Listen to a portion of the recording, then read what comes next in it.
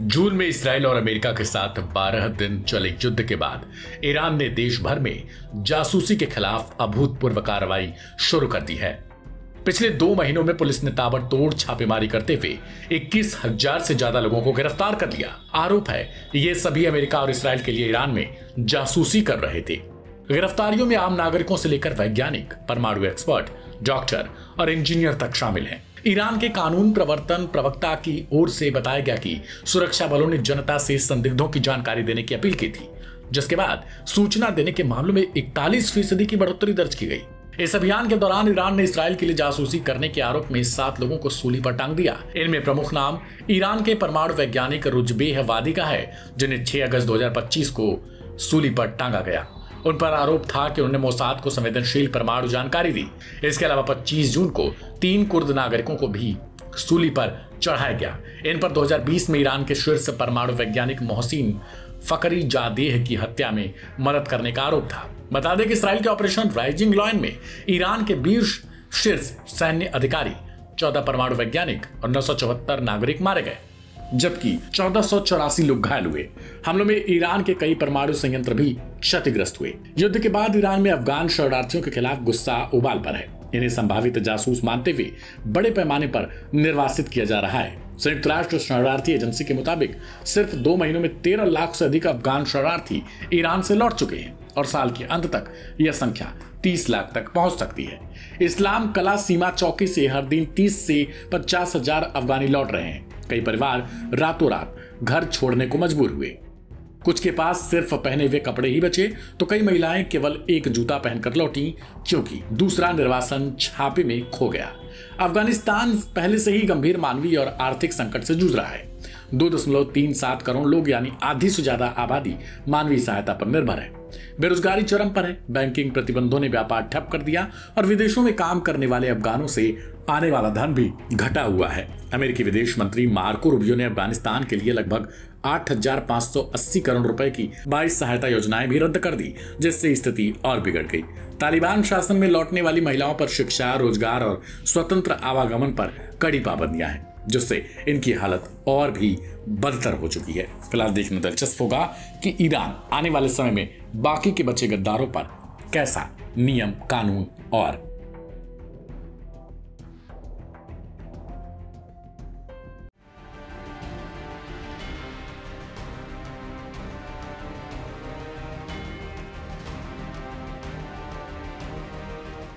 Gaza में Israeli सेना का नरसंहार जारी है। हमास को खत्म करने के नाम पर इजरायली सेना गाजा के निहत्थे लोगों को अपना निशाना बना रही है, मासूम बच्चों को मार रही है। इजरायली सेना के इन हमलों के चलते गाजा में हालात काफी बदतर हो चले हैं। लोगों को खाना नहीं मिल रहा, पीने के लिए पानी को तरस रहे हैं।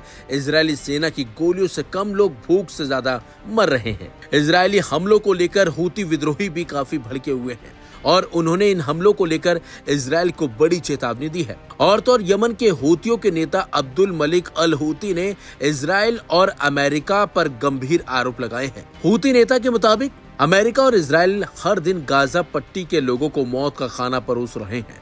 इस हफ्ते के अमेरिकी समर्थन वाले इजरायली हमलों में अब तक 3500 से ज्यादा लोग मारे जा चुके हैं या घायल हुए हैं, जिनमें मासूम बच्चे और औरतें भी शामिल हैं।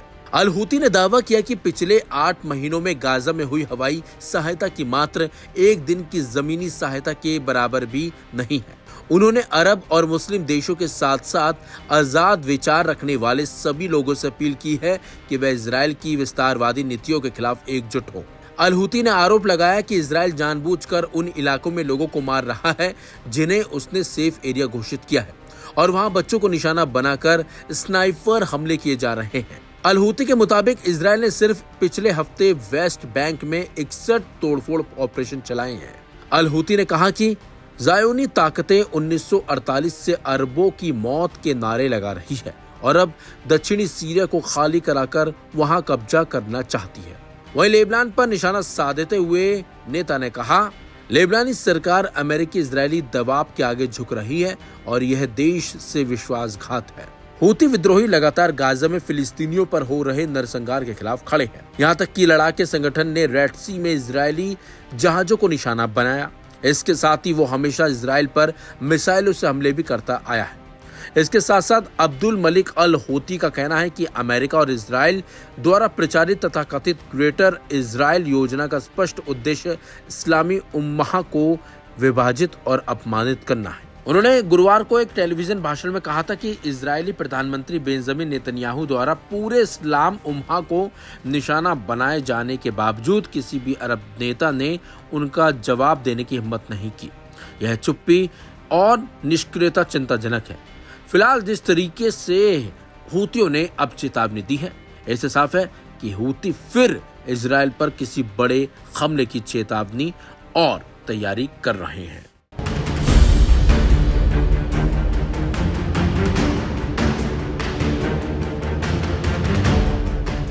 इजराइल और ईरान के बीच भयंकर जंग हुई थी और इजरायली एयर स्ट्राइक में ईरान में करीब 20,000 से ज्यादा लोगों की मौत भी हो गई थी, जिसके बाद ये दोनों देश एक दूसरे के कट्टर दुश्मन बन गए थे।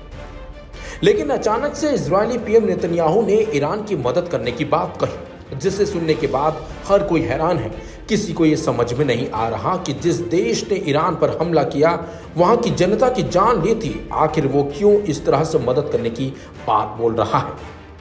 बताया जा रहा है कि इजरायली प्रधानमंत्री नेतन्याहू ने ईरानी जनता से वादा किया है कि जब ईरान मौजूदा सरकार से आजाद होगा, तब इजराइल उनकी पानी की भीषण किल्लत दूर करने में मदद करेगा।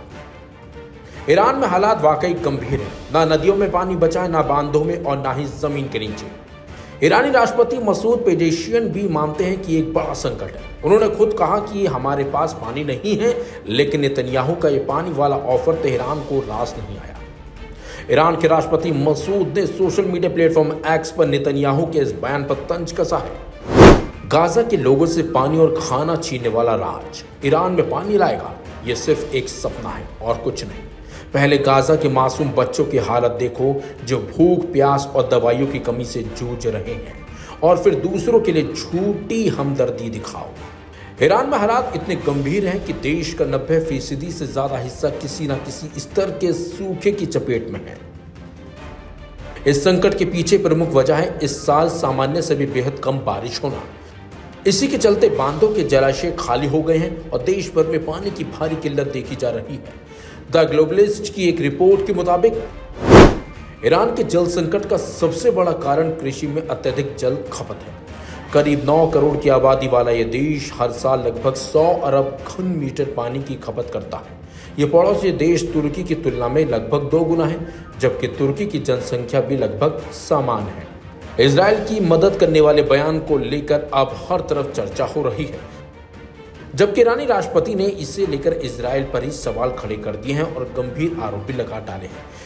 लेकिन जिस तरीके से नेतन्याहू पानी के नाम पर और पानी देने के बहाने पर सत्ता परिवर्तन की ईरान में कोशिश कर रहे हैं, वो इसमें सफल हो पाएंगे या फिर नहीं, ये भी एक देखने वाली बात होगी, क्योंकि वो सीधे सीधे ये जो अपना बयान दे रहे हैं और जो संदेश पहुंचाना चाहते हैं, वो ईरान की जनता तक पहुंचा रहे हैं।